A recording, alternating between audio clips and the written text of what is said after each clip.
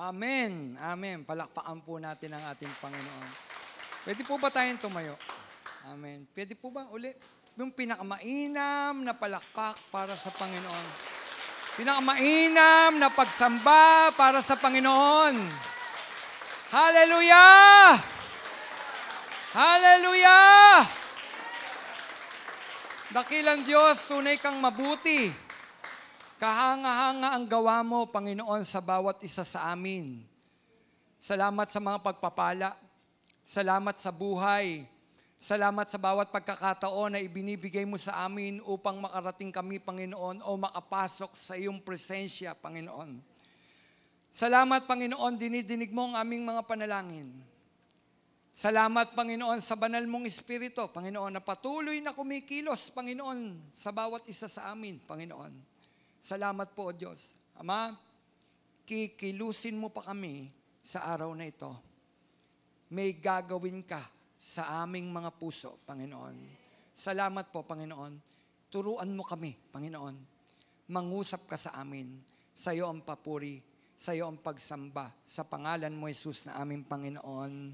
Amen, amen, amen. Pwede na po tayong makaupo, mga kapatid. Amen. Salamat po sa Panginoon sa araw na ito. Bagamat napakarami nating mga suliranin, pero salamat, mayroon Diyos na tumutugon sa ating mga panalangin. Tama po ba, mga kapatid? Alam ko marami sa ating may karamdaman, pero ang Diyos ang nagpapagaling. Amen? Ang Diyos laging nariyan. Amen. Sino dito gustong pagpalain ng Panginoon? Siyempre, gusto nating pagpalain tayo ng Panginoon. Amen? Ang sabi ng pamagat, pagsunod. No, pagsunod ang susi ng pagpapala, no? Alam mo, pag pinag-uusapan yung pagsunod, yan ang mahirap eh. Tama po ba? Pag pinag-uusapan na yung pagsunod, yan yung pinakamahirap sa lahat. Pero meron daw susi para tayo pagpalain. Yun nga pagsunod natin sa ating Panginoon. Ang sabi ng Exodus chapter 23 verse 25, ang sabi ganito, akong si Yahweh, ang siya lamang ninyong paglilingkuran. Kung magkagayon, pasasaganain ko kayo sa pagkain at inumin. Ang sabi, at ilalayo kayo sa anumang mga karamdaman. Pinagpala po ng Panginoon ang pagbasa ng kanyang mga salita. Ang ating binasa ay isang napakangad ng pangako ng Diyos sa Israel. Na nung panahon na iyon, ay kalalaya pa lamang ng Israel sa pagkaalipin sa bansang Egypto.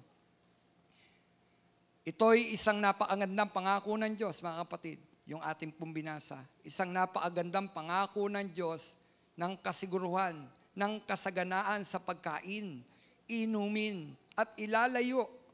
Ilalayo daw sa karamdaman, ang sabi.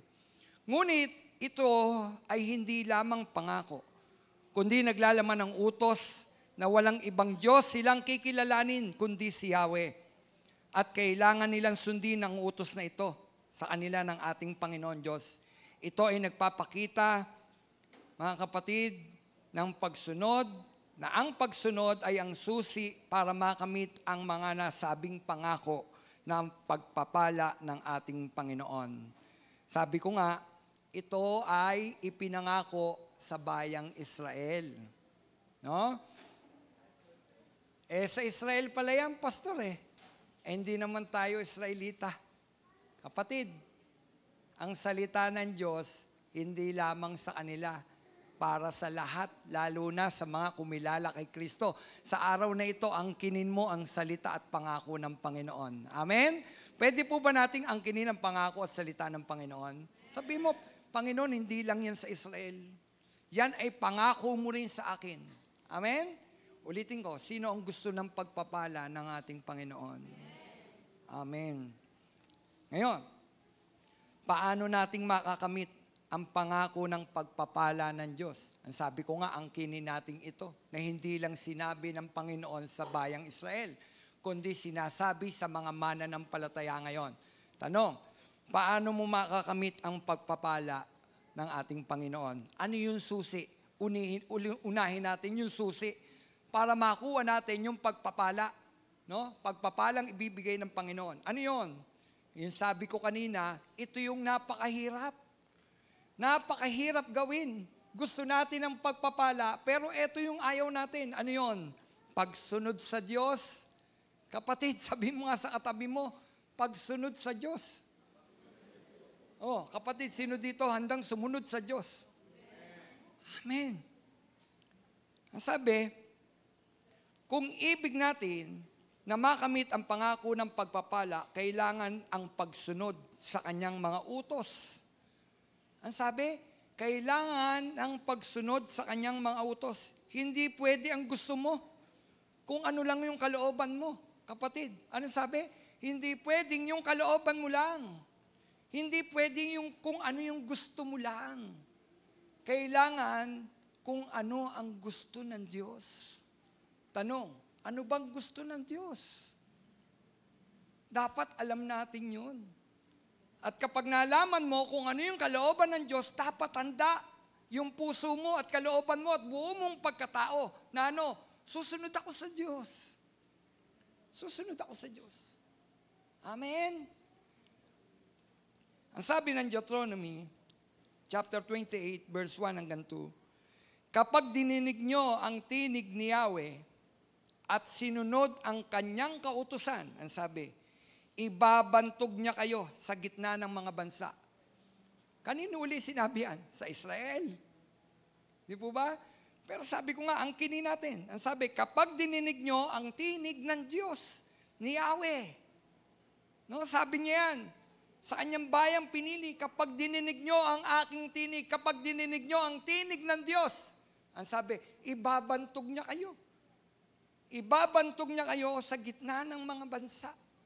Mga kapatid, ang sabi, magaganap nga sa inyo ang mga pagpapalang ito kung susundin ninyo ang mga utos ng Diyos. Ano ba yun, Pastor Romel? Ano ba yung sinasabing yun? Ang sabi ko dun sa binasa natin kanina, pagkain, inumin, at ilalayo tayo ng Panginoon sa sakit at karamdaman. Amen? Di ba ang sarap na pagpapala nun? Kaya lang, sabi ng Panginoon, dapat duminig tayo sa tinig ng Diyos. Kapatid, ngayong araw na ito, sanaron ang pandinig mo. Sanaron ang isip mo. Pwede po bang i-focus muna natin yung ating isip at yung ating tenga sa mensahe ng Panginoon? Amen. Kaya nga tayo naparito eh. Kaya tayo naparito upang sumamba, makinig ng salita. Kaya kung ngayon pala yung dayunin, para tayo, bakit tayo narito, ilagay muna natin ngayon. Panginoon, gusto kong marinig ang tinig mo. Gusto kong malaman kung anong kalooban mo. Tanong, gusto ba malaman ang kalooban ng Panginoon? Sabi ko kanina, sinong gusto ng pagpapala? Ako, pastor. Siyempre, ako rin gusto ko ng pagpapala. Gusto mo ba ng kagalingan ng karamdaman? Oo naman.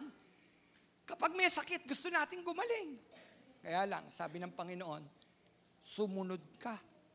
Dinggin mo ang utos, ang salita ng ating Panginoon. Ang pagsunod pala ang susi para tayo pagpalain ng Diyos. Ngayon, sabi ko nga, paano natin masusunod yung kalooban ng Diyos? Paano mo masusunod yung kalooban ng Diyos? Una, alamin mo ang kalooban ng Diyos. Ano yung susundin mo kung hindi mo alam ang kalooban ng Diyos? Tama po ba? Pastor Romel, ano yung susundin ko kung hindi ko naman alam kung ano yung kalooban ng Diyos? Kapatid, alamin mo kung anong kalooban ng Diyos. Paano ko malalaman, Pastor? Kapatid, ito yung ayaw na ayaw maging ng mga mananampalataya na kalulungkot. Ayaw na nating basahin ang Bible. Hindi ko patataasin ang inyong mga kamay. Sino dito araw-araw nagbabasa ng salita ng Diyos? Paano natin malalaman ang kalooban ng Diyos kung hindi mo binabasa yung salita ng Panginoon? Tapos nagtatanong tayo sa Panginoon, ano ba ang kalooban mo, Panginoon? Kapatid, hindi magsasalita ang Panginoon sa iyo na maririnig mo mula sa langit pababa. na nagsasalita siya sa iyo tulad noon sa mga propeta. Kapatid, ang salita ng Panginoon, basahin mo at makita mo, maririnig mo ang tinig ng Panginoon. Sa panong paraan? Basahin mo yung love letter ng Panginoon. At doon mo makikita yung kalooban ng Diyos. Amen? Paano mo nga malalaman kung hindi ka nagbabasa ng Bible? Amen? Ngayon may kausap ako. Alam mo, sabi ko sa kanya, kasi ako mahilig sa real talk eh. Real talk, magsabihan tayo ng totoo. Alam mo, ako, pastor na ako, pero dumating sa panahon sa akin na hinahawakan ko ang Bible dahil kailangan kong maggawa ng sermon. Oh, faith. Hawakan ko yung Bible para lang gumawa ng sermon. Hindi ko siya hawakan dahil gusto kong malaman ang kalooban ng Diyos. Hindi.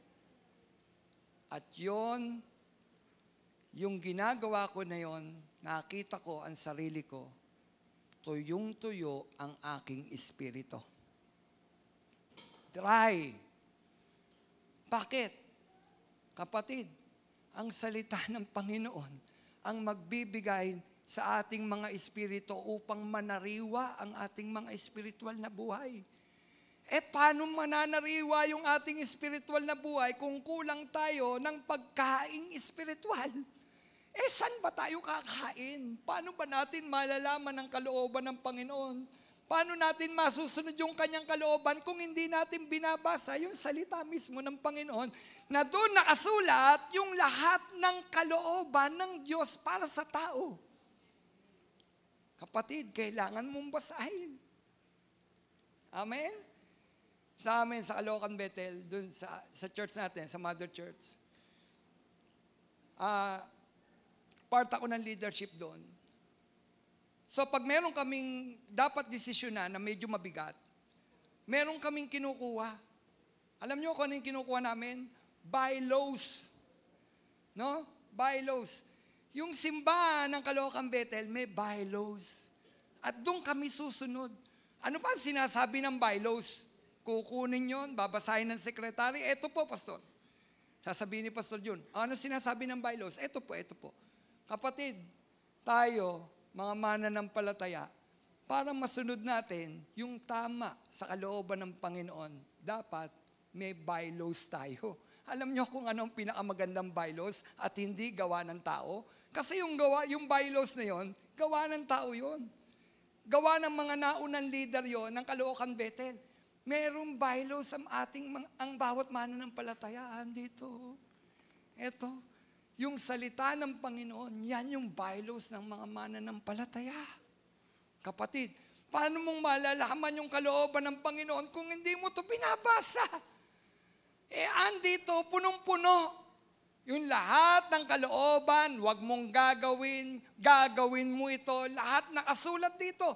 Paano mong malalaman kung hindi mo binabasa? Kapatid, napakahalaga sa oras na ito, simulan mong basahin ang salita ng Panginoon. Alam niyo ba, kalooban ng Diyos yun? Sabi, gusto natin sumunod sa kalooban ng Panginoon. Ano ba kalooban mo? Una, basahin mo yung salita ng Panginoon. Basahin mo. Mahal mo si Lord. Sinasabi nating mahal natin si Lord, ayaw mong basahin yung salita niya. Sino na in love? Taas ang kamay na in love na mag-asawa. Sa may mga kasintahan, sino in love? Dati love letter eh. Tama, love letter noon. Ngayon, chat. Tama? Di ba nabasa nyo na, inulit-ulit nyo pa? Kasi love mo yung nag-chat sa'yo. Inulit-ulit mo. Sinasariwa mo. Ninanamnam mo.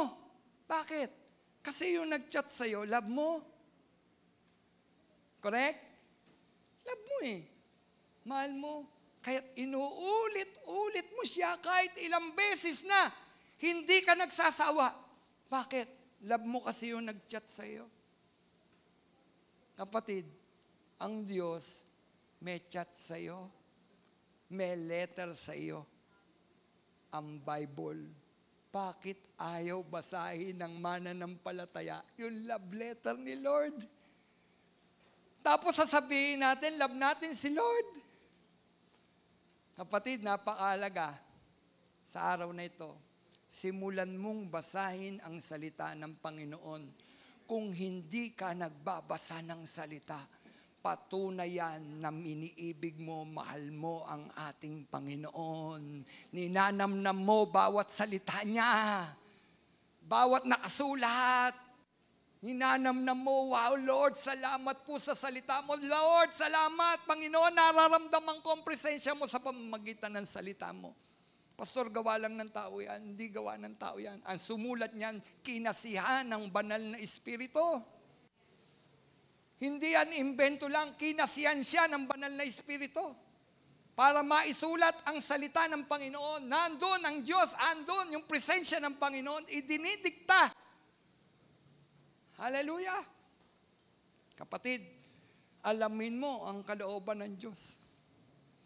Basahin ang Bible. Ang Bible ang salita ng Diyos na naglalaman ng kalooban at mga utos sa atin ng ating Panginoon. Makinig sa tinig ng Diyos. Ang Diyos ay nagsasalita sa atin sa pamamagitan ng Kanyang Espiritu. Kaya't kailangan nating makinig sa Kanyang tinig. Sa pamamagitan daw ng ano? Ng Kanyang Espiritu. Pastor, paano ako makakukonek sa Espiritu? Ayun nga. Paano ka makakukonek sa Espiritu Santo? Kung yung Espiritu natin, patay. Ano ba ang nagbibigay buhay? Word of God. Ang salita ng Diyos ay buhay. Habang binabasa mo ito, nananariwa yung Espiritu mo. At kapag nanariwa ang Espiritu mo, ang Espiritu Santo at ang Espiritu mo magko-connect. Pag oras ng lumuhod ka, mararamdaman mo agad ang presence ng Panginoon. Alam nyo, yung iba, bakit ayaw luluhod sa harapan ng Panginoon? Ayaw magpe-pray? Hindi niya kasi nararamdaman yung presence ni Lord. Pero kapatid, kapag sinimulan mo na yung buhay mo, Lord, nagpapasya ako. Sa oras na ito, babasahin ko ang salita mo. Panariwain mo, Panginoon, yung aking espiritu. Kapatid, sigurado, pagluhod mo pa lang, ramdam mo na ang presensya ng ating Panginoon. Madaling araw, dati papag tumunog yung aking alarm, papatayin ko. Ngayon hindi. Hindi pa tumutunog yung alarm, tumatayo na ako. Bakit? Binabasa ko na ang salita ng Panginoon. Nag-worship na ako. Dati hindi ko na-enjoy. Ngayon, na-enjoy ko.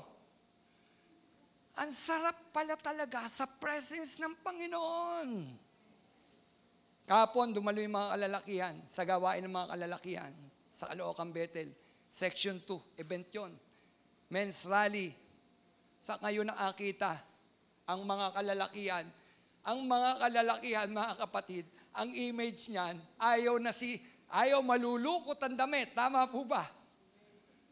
Ayaw nilang madudumihan ng damit, mga kapatid, pero doon, nang maramdaman nila ang presence ng Panginoon, mga kalalakihan nakaluhod sa harapan ng Panginoon.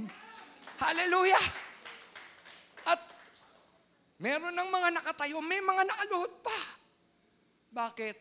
Kapatid, nararamdaman nila yung presence ng Panginoon. Kapatid, para maramdaman mo ang presence ng Panginoon, paggising mo pa lang sa umaga, basahin mo ang salita ng Panginoon. Lagi, dinadaan ko na nga sa kante. Di po ba? Parang pakinggan niyo ako, kahit wala ako sa tono.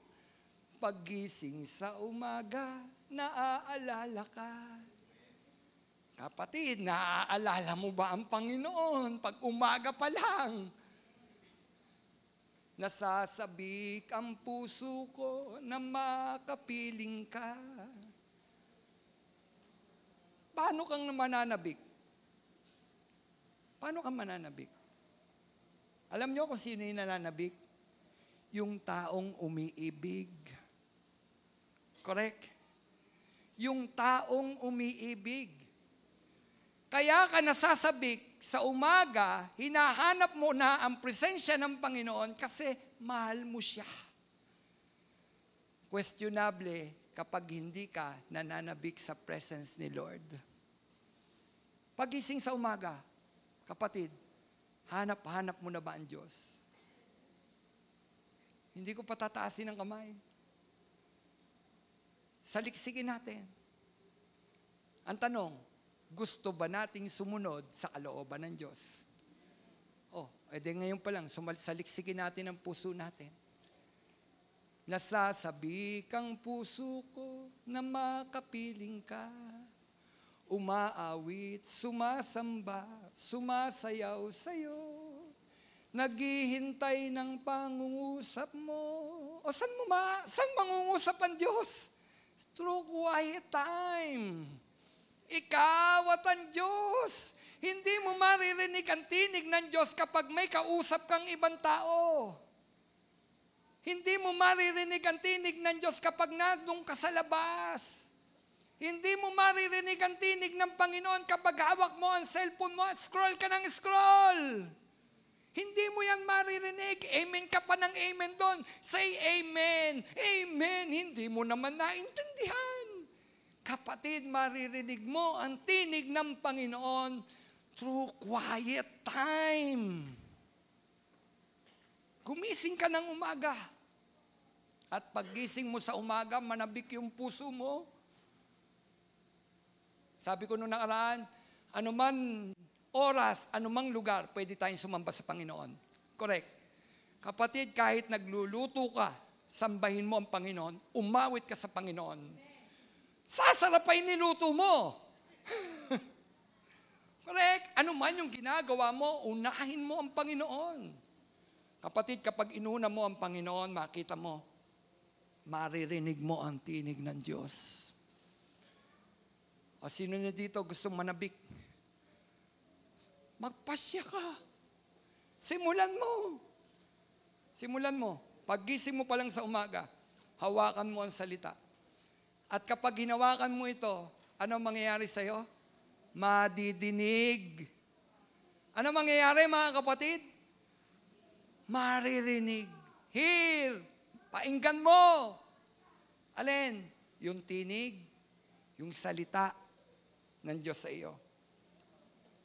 Pangalawa, paano mo masusunod yung kalooban ng Diyos? Sabi ko kanina, dapat alamin mo ang kalooban ng Diyos sa pamagitan ng salita. Magkaroon tayo ng pusong masunurin. Nalaman mo na ngayon kung ano yung kalooban ng Panginoon. Ang salita ng Panginoon, punong-puno ng utos. Kaya nga ayaw basahin ito Bakit? Puro utos, puro utos, puro utos. Si nanay nga, puro utos na. Bible, puro utos pa. Ang Biblia ay punong-puno ng utos ng Panginoon. Sige, ayaw niyong basahin. Punong-puno ng utos. Kapatid, magkaroon ka ngayon ng pusong masunurin. Kapag nalaman mo ang kalooban ng Panginoon, magkaroon ka na ng pusong handang sumunod sa Diyos. Kaya nga lagi kong sinasabi, hear and obey. Makinig at sumunod. Kapatid, hindi pwedeng narinig mo lang at nalaman mo ang salita ng Panginoon. Kailangan obey. Kailangan ng pagsunod. Kailangan sumunod sa kalooban ng Diyos. Sabi, magkaroon tayo ng pusong masunurin. Sundin mo ang utos at kalooban ng Diyos. Ang pagsunod sa utos ng Diyos ay isang paraan ng pagpapakita ng ating pagmamahal at paggalang sa Diyos. Ano daw? Pag sinusunod natin yung utos ng Panginoon, ito'y nagpapakita ng pagmamahal at paggalang natin sa ating Panginoon Diyos. Tanong ko, mahal mo ba ang Diyos? Kailangan mong sumunod. Kailangan nating sumunod. Saan? Sa utos ng Panginoon para maipakita natin at maipadama natin sa ating Panginoon yung ating pagmamahal sa Kanya. Kapatid, ginagalang mo ba ang Panginoon? isang uri ng paggalang sa Panginoon, sundin mo ang utos ng Diyos. Kundi sundin mo ang kanyang mga sinasabi. Bilang mga magulang, kapag nag-utos tayo sa ating mga anak at hindi sumunod, ano ang pakiramdam mo bilang magulang na hindi sinunod ang iyong inuutos? Ako bilang tatay, Gabo, pag dating ko, hugas na pinggan. Opo pa. Halimbawa, pagdating ko, hindi nahugasan ng pinggan. Ano pakiramdam mo? Ano pakiramdam mo bilang magulang? Pero nag-opo. Di po ba? Opo pa. Yes po pa. Ano pakiramdam mo? Tapos nakita mo, nandun pa rin. Di po ba? Hindi ako ginagalang. Hindi ako ginagalang bilang ama, bilang tatay. Walang bigat yung salita ko sa aking mga anak. Bakit? Hindi sinunod eh. Correct o hindi correct? Walang bigat kasi nga hindi mo sinusunod. Tapos sasabihin mo, love mo. Ang Diyos, ganun din. Dapat may bigat. Ulitin ko, dapat may bigat yung salita ng Diyos sa bawat isa sa atin. Ano ibig sabihin ng may bigat? Kapag nalaman mo ang kalooban ng Diyos, handa ang puso mong sumunod. Alam nyo, minsan, ang Diyos, yung kalooban niya, lihis sa gusto natin. Kaya ang hirap-hirap sumunod.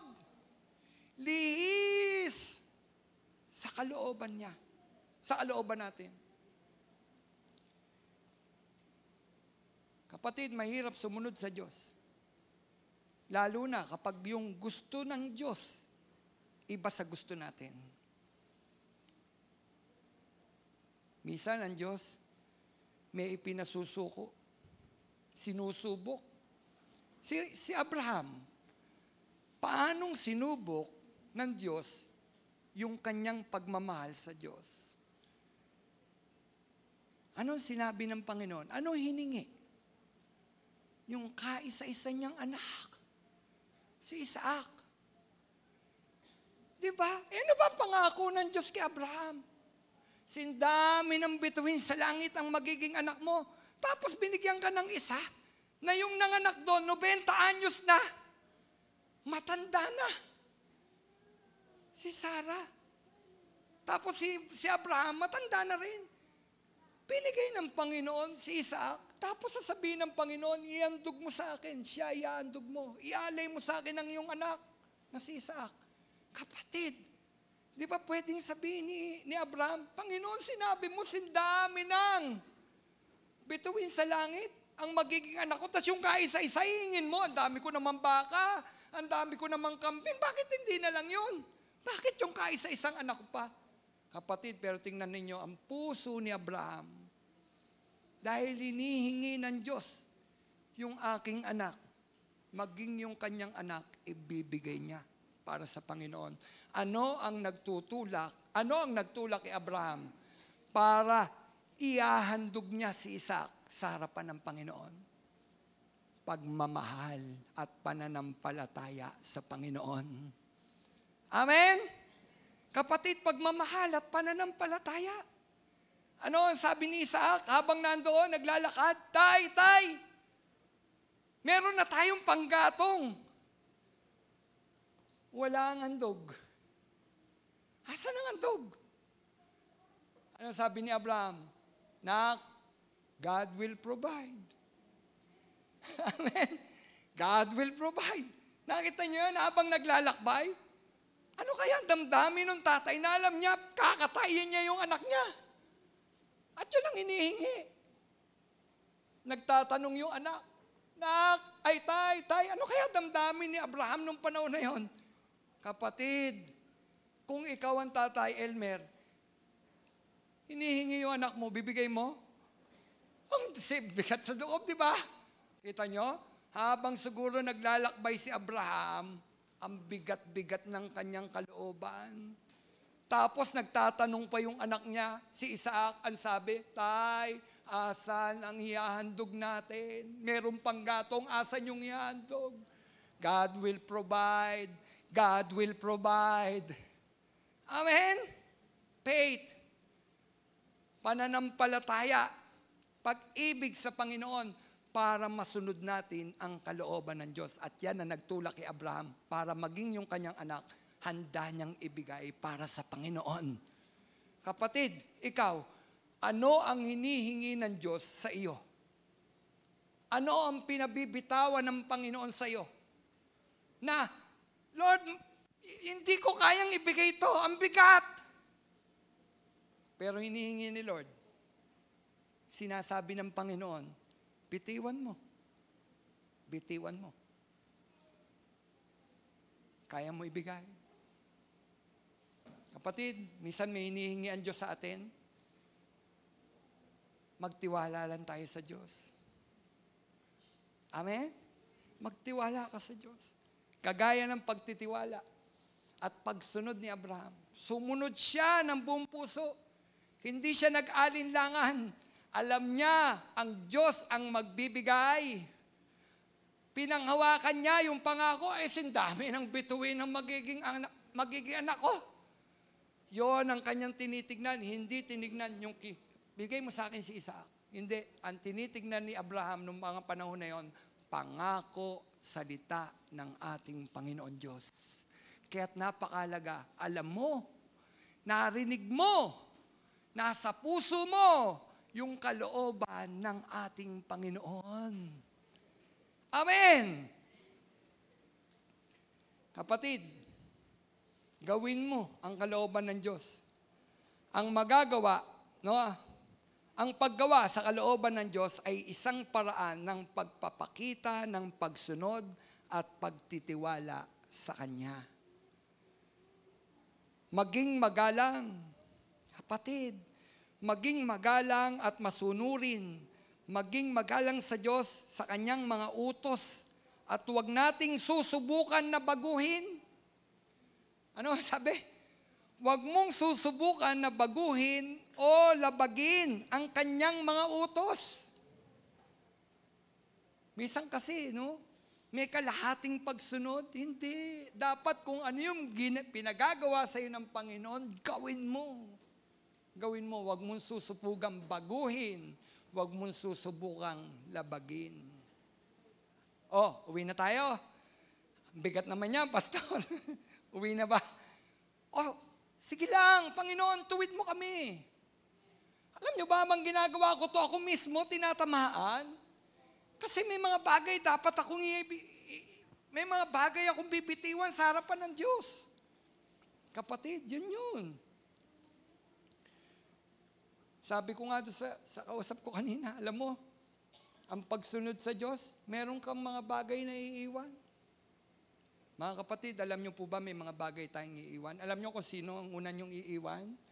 At makikita nyo, wala na sa inyo, yung mga dati nyong kasama. Yung mga dati nating kasama na nung nandoon pa tayo sa dati nating buhay, masaya natin silang kasama. Kasi same feather flock together. Tama po ba? Kasama mo sila. Na-enjoy natin yon. Na-enjoy nila tayo. Pero nung ma-born again ka, tinanggap mo si Kristo, na bago na ang iyong buhay, binago ng Diyos ang ating buhay, hindi na silang masayang kasama ka. Nawawala na sila sa iyo. May mga bagay tayong bibitawan kay Lord. Handa ka bang bitawan alang-alang kay Lord? At sabi ko sa kausap ko, at huwag kang mag-alala. Kung hinayaan ng Diyos mawala ang dati mong mga kasama, papalitan niya ng Diyos ng kasama na ang una sa kanyang puso ay ang ating Panginoon Diyos. At ang mga makakasama mo ngayon, tunay na nagmamahal sa iyo sa Panginoon. Nagmamahal sa Panginoon. Kapatid, kapag ang kasama mo, naisip mo at nakita mo na naglalayo sa iyo sa pananampalataya sa Panginoon, iwan mo. Uulitin ko, pag ang kasama mo, nakita mo, kasintahan mo, sorry Sorry sa mga kabataan, kapag ang kasintahan mo nagiging sanhi para malayo ka sa Panginoon, iwan mo.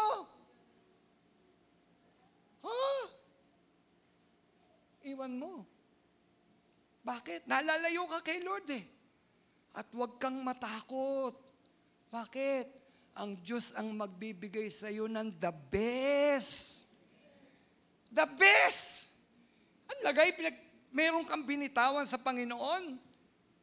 Di po ba? Tapos, ganun na lang? Hindi ibibigay ng Diyos yung the best. Kapatid, ulitin ko, kapag ang kasama mo ang naglalayo sa iyo sa Panginoon, iwan mo. Huwag kang matakot iwan. Bakit? Papalitan niya ng Diyos ng isang taong tunay na nagmamahal at ang sentro ng kanyang buhay ang ating Panginoon. Amen? Mga kapatid, dapat tayong iwan. Mano ako mawala? Sa mga nanay, handa po ba kayong iwan yung paggising nyo sa umaga? Mare, anong latest? Handa po ba nating iwan? Iwan natin. Alamin natin kung ano yung latest sa Panginoon. Amen? Sa mga nanay, kala nyo kabataan lang? Sa mga nanay. Di po ba paggising natin, Mare, anong latest? Kapatid, alamin mo kung anong latest sa Panginoon. Dahil araw-araw, bago ng bago, sariwa bawat umaga ang salita ng ating Panginoon. Pastor, nabasa ko na yan. Mula Genesis hanggang Revelation, nabasa ko na yan. Kapatid, basahin mo man yan araw-araw hanggang buhay ka. Bago ng bago ang salita ng Panginoon. Amen? Bago tuwing umaga. Anong sabi nung kanta? Ito'y laging sariwa bawat umaga, katapatan mo'y dakila, tapat ka't dakila. Ano daw yung bago tuwing umaga? Yung latest, yung salita ng Panginoon. Amen. Mga kapatid, handa ka bang bitiwan? Yung inihingi ni Lord, bitiwan mo. Suko mo kay Lord. Bitiwan mo.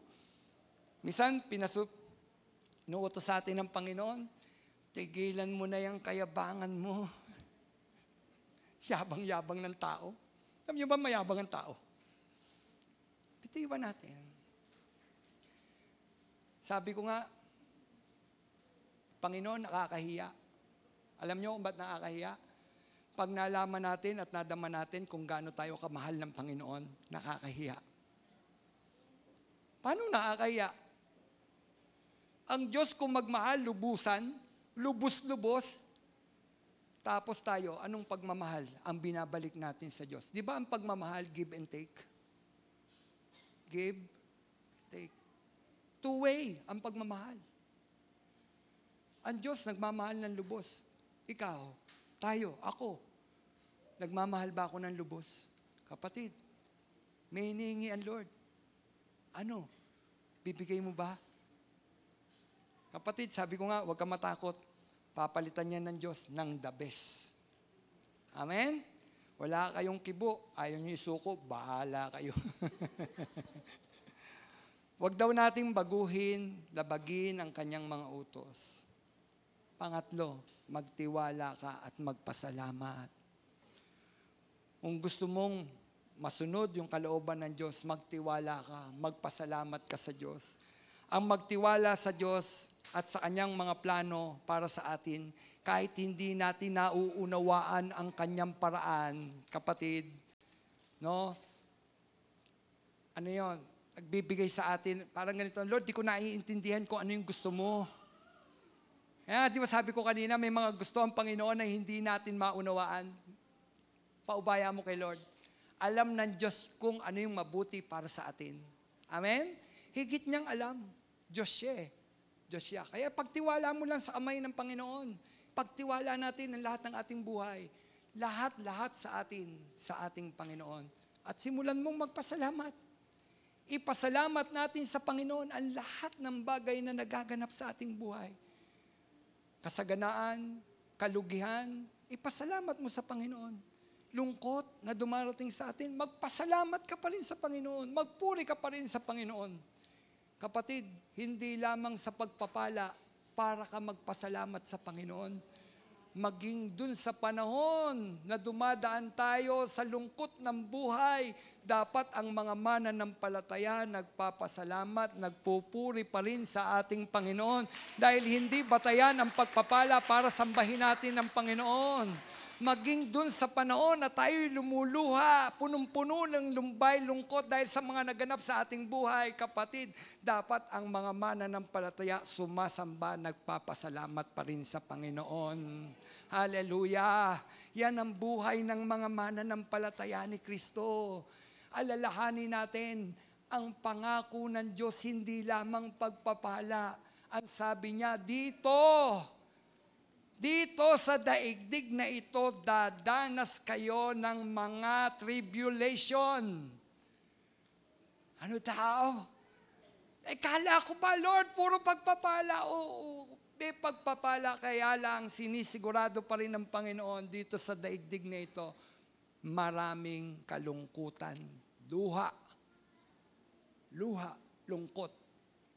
Pero, dun sa panahon na yon, kapatid, merong kaiba sa mga mananampalataya na wala sa hindi mananampalataya. Alam niyo kung ano? Doon sa panahon ng pagluha natin at kalungkutan, kasama natin ang Panginoon. Hallelujah. Di ba anong galak? Sa panahon ng lumuluha ka, sa panahon ng pagdurusam, alam mo may kasama ka. Di ba gusto lang naman natin kasama? Gusto lang naman natin may kausap? Wow, ang kasama ko at ang kausap ko ay ang Panginoon. Wow. Diba? At doon sa panahon na hindi mo na kaya, anong sabi ni Lord? I will carry you. Hindi ko na kaya, Lord I will carry you. Bubuhatin kita, anak. Tatay siya. Diba? Kapag nadapa yung anak, umiiyak, ano gagawin ni tatay?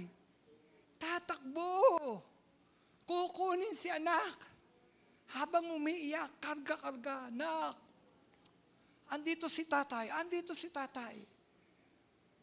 Kapatid, damahin mo.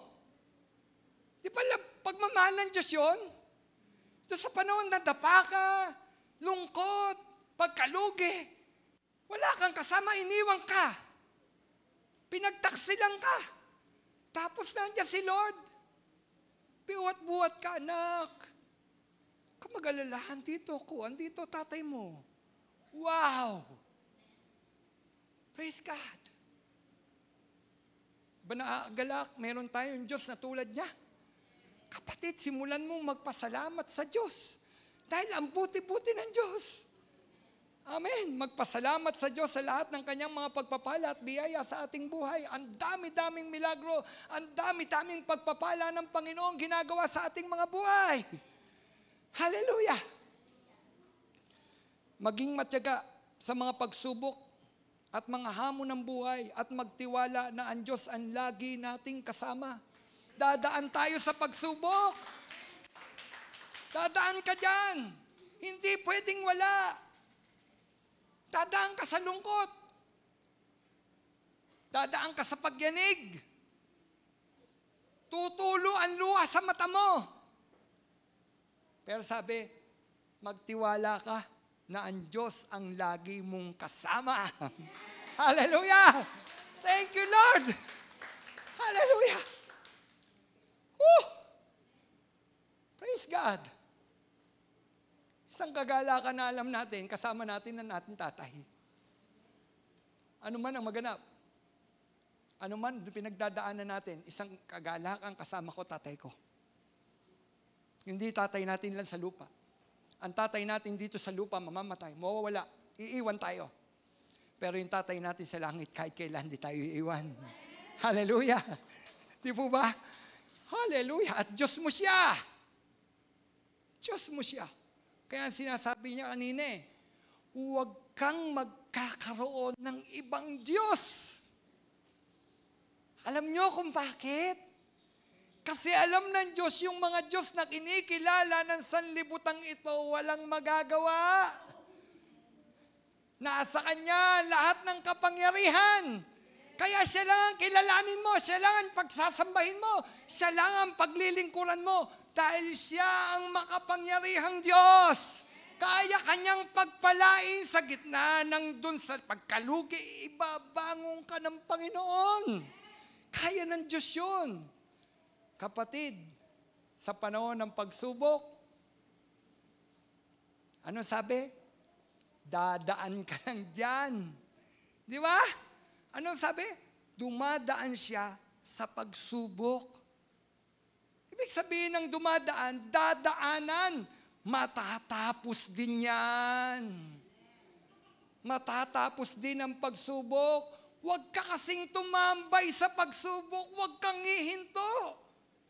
Marami kasi, pag dumadaan, humihinto. Wag! Daanan mo ang pagsubok kasama ang ating Panginoon para mapagtagumpayan natin ang pagsubok. Hallelujah! Daanan mo. Sabi, kasaman mo ang Diyos eh. Daanan.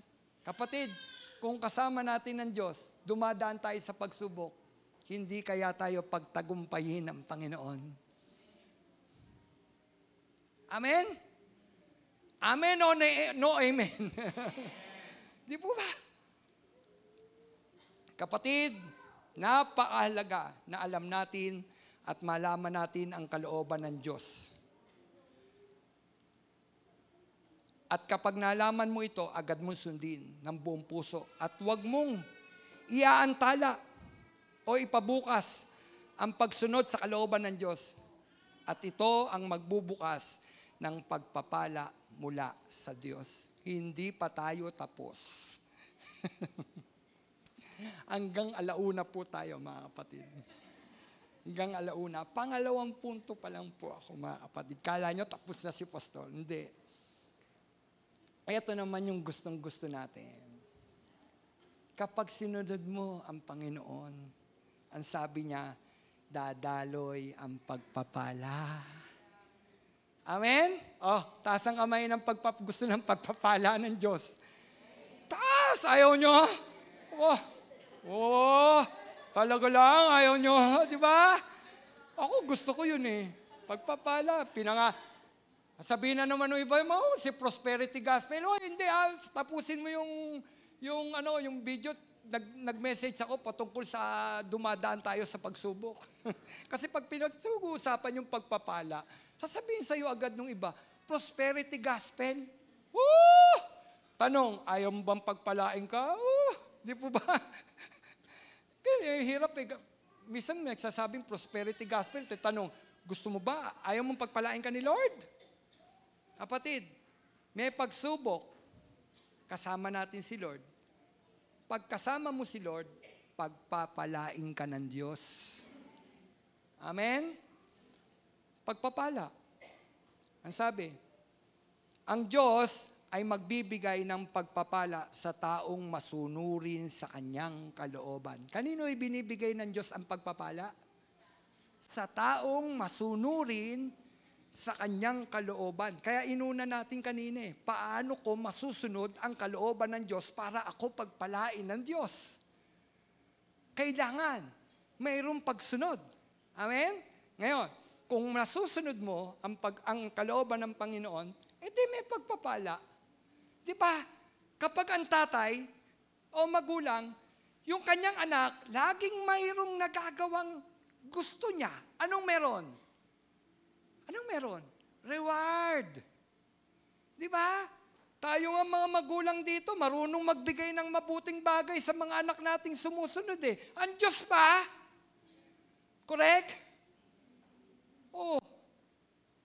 Tayo nga pag nasusunod yung gusto natin, di ba, may reward. Ang Diyos pa. Pag nakita niya, sumusunod ka, kapatid, pagpapalain ka ng Diyos. Ano ibibigay ni Lord? Pagkain. Inumin. Ano pa? Kalusugan. Kalusugan. Unahin natin yung pagpapala na pagkain at inumin. Ang sabi ng awit 145, verse 15 hanggang 16, lahat ng mga bagay, lahat ng mga buhay ay tanging si Yahweh ang inaasahan. Siyang nagdudulot ng pagkain nilang kinakailangan. Lahat daw ng may buhay. Ang sabi, sino ang nagbibigay ng pagkain? Ang sabi, ang nagdudulot ay si Yahweh. No? Si Yahweh. Binibigyan sila ng sapat na sapat. Ano daw ang binibigay ng Panginoon? Sapat na sapat. Amen? Sapat na sapat at hindi magkukulang. Sabi yan ng Panginoon. Sabi yan ng salita ng Panginoon. Pangawakan mo. Amen? Sabi, bibigyan sila ng sapat na sapat, hindi magkukulang. Ano pat ang lahat ng may tinatanggap na ikabubuhay. Ang sabi doon, magbibigay ang Diyos, pagkain at inumin. Kapatid, uulitin ko, pagkain at inumin, sagot ng Diyos. Kaya sumunod ka sa kalooban ng Diyos at hindi ka magugutom. Tandaan mo yan. Hindi ka magugutom. Walang anak ng Diyos na magugutom. Ang tatay, ang may-ari ng lahat. Magugutom ka. Ba't nagugutom? Parahil. Diba? Parang pinararaan ka sa pagsubok. Pero tingnan mo, mayroon dumarating. Kapatid, di ba may dumadating? Nandun to the rescue si Lord. Laging naroon. Sabi nga niya, yung mga ibon, no? Hindi naman nagtatanim yan, kumakain. Inaalala mo yung dadamitin mo? Ay mga bulaklak ko. At mga dahon. Dinadamitan ng Diyos. Sila pa. Higit kayo sa Diyos. Higit kayo sa mga ibon. Higit kayo sa mga bulaklak. Di po ba? Kapatid, kapag ka sumusunod ka sa Panginoon, hindi ka gugutumin ng Panginoon. Yung mga ibon niya, di po ba? Pinakakain ng Panginoon, ikaw pa kaya ang hindi pakainin ng Panginoon. Kaya kung tinatawag ka ng Panginoon sa pagsunod sa Kanya, kapatid, magtiwala ka sa Diyos. Ang Diyos ang magpapakain sa iyo. Ang Diyos ang magpapakain sa iyo. Yan ang Diyos. Hindi tayo gugutumin ng Panginoon. Kung inuuna mo ang Diyos, ihuhuli ka kaya ng Diyos. Kapatid, kung inuuna mo ang Diyos, uunahin ka rin ng Diyos. Amen? Pagkain at inumin, sagot ng Diyos. Kaya sumunod tayo sa kalooban ng Diyos. At hindi ka, sabi ko nga, hindi ka magugutom. Anong sumunod na pagpapala? Pagpapalang kalusugan. Sino dito may sakit? Pagagalingin tayo ni Lord. Niniwala kayo pagpapagalingin tayo ni Lord? Paggagalingin ka ni Lord. No? Ang Diyos ang magbibigay ng proteksyon laban sa sakit at kapahamakan. Di kaya niya gawin yon? Gagawin niya. Iingatan tayo ng Diyos. Kung may karamdaman ka ngayon, pagagalingin ka ng Panginoon. Magtiwala ka lang sa Panginoon. Kaya ba ng Diyos, mga kapatid? Kaya? Kaya? Tanong, kaya? Ano sakit mo ngayon? Ano sakit mo? Kaya kang pagalingin ng Panginoon. At ang Diyos gumagamit ng iba't ibang paraan para tayo pagalingin. Kung kalooban ng Diyos, pumunta ka sa doktor, pumunta ka sa doktor. No? Pumunta ka sa doktor. At kung sinasabi ng Diyos, kaya kitang pagalingin. Kahit walang doktor, pagtiwala ka sa Panginoon, gagawa ang Diyos ng himala. Amen? Lagi kong pinapatuto, si Sister Belia, laging ginagawa ng Panginoon ng himala.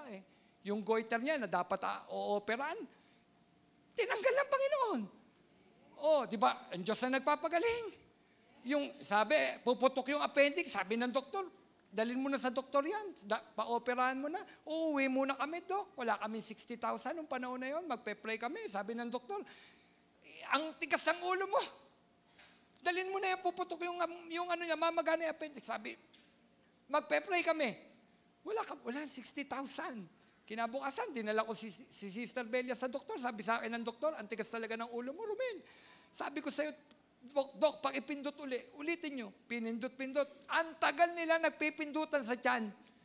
Kapatid, hindi na operahan, Sister Belia. Amen, yan ang Diyos. Yan ang Diyos. Amen? Iba't ibang paraan para pagalingin tayo ng Panginoon. Ako naman, nagkabukol. Hindi ko kailangan. Pumunta ako sa doktor. Di po ba nakita nyo noon, nagkaroon ako ng bukol, pero ang paraan naman ng Panginoon, pumunta ako sa doktor. Uminom ka ng mga dahon-dahon. At ininom ko ang mga dahon-dahon. Nawala ang bukol. Ibig sabihin, ang Diyos ang nagpapagaling. Kala ko, madededball na ako. Nagpapaalam na ako. Tinatawag ko na yung anak ko, tingnan mo kung ano mga ginagawa ko. Nagpapaalam na ako sa kanila. Pero ang Diyos, nagpapagaling. Kung hindi pa kalooban ng Diyos na kunin ang buhay mo, kapatid, hindi kukunin. Amen? At ang maganda doon, si Jesus ang ating dakilang doktor. Hallelujah! Diba? Yun ay isang kagalakan, tatay natin sa langit, isang dakilang doktor, great physician. Ang sabi ng Exodus 15:26, kung inyong didigin ng buong puso, ng buong sikap, ang tinig ng Panginoon mong Diyos, at iyong gagawin ang matuwid sa kanyang mga mata, at iyong didinggin ang kanyang mga utos, at iyong gaganapin ang lahat niyang mga palatuntunan, ay wala akong ilalagay na karamdaman sa iyo na gaya ng inilagay ko sa mga Ehipsyo, sapagkat ako ang Panginoon na nagpapagaling sa iyo. Angkinin mo rin yan. Kapatid, angkinin mo yung salita na yon, sapagkat ako ang Panginoon na nagpapagaling sa iyo. May sakit ka ngayon? Angkinin mo. Panginoon, sinabi mo, ikaw ang Panginoon na magpapagaling sa akin. Angkinin mo. Amen? Angkinin mo, kunin mo ang himala ng ating Panginoon. Huwag kang magdududa sa magagawa ng Panginoon. Siya lang ang may magagawa. Amen? Ang sabi ng Isaiah 53,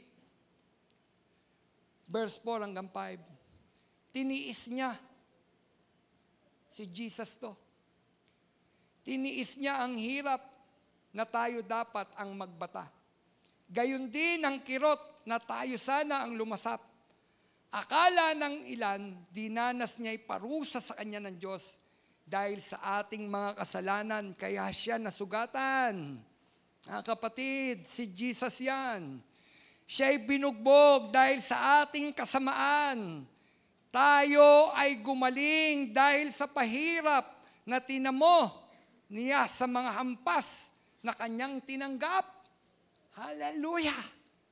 Thank you, Lord! Ano sabi?